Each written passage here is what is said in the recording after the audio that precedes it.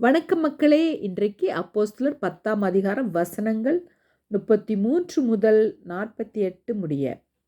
அந்தபடியே நான் உடனே உம்மிடத்திற்கு ஆள் அனுப்பினேன். நீர் வந்தது நல்ல காரியம்.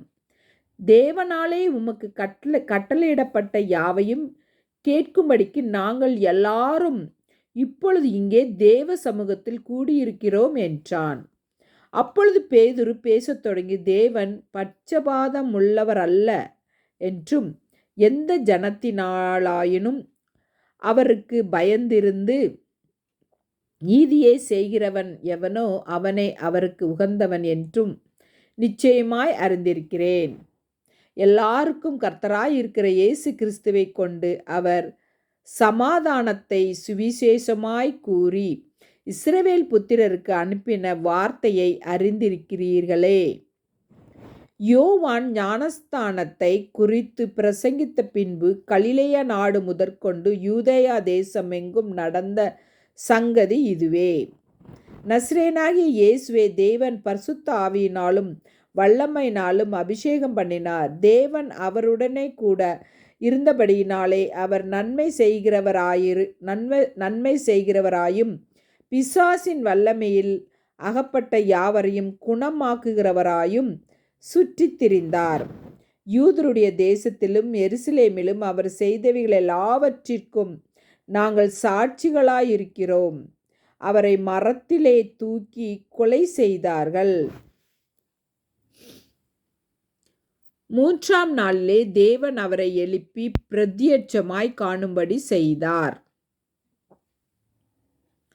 ஆயினும் எல்லா ஜனங்களுக்கும் பிரதியட்சமாகும்படி செய்யாமல் அவர் மரித்தோரிலிருந்து எழுந்த பின்பு அவரோடே புசித்து குடித்தவர்களும் தேவனால் முன்பு நியமிக்கப்பட்ட சாட்சிகளுமாகிய எங்களுக்கே பிரதியட்சமாகும்படி செய்தார்.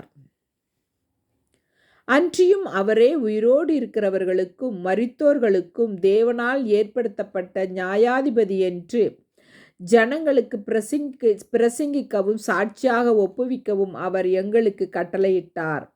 அவரை விசுவாசிக்கிறவன் எவனோ அவன் அவருடைய நாமத்தினாலே பாவ மன்னிப்பை பெறுவான் என்று தீர்க்கதரிசிகள் எல்லாரும் அவரை குறித்தே சாட்சி கொடுக்கிறார்கள் என்றான்.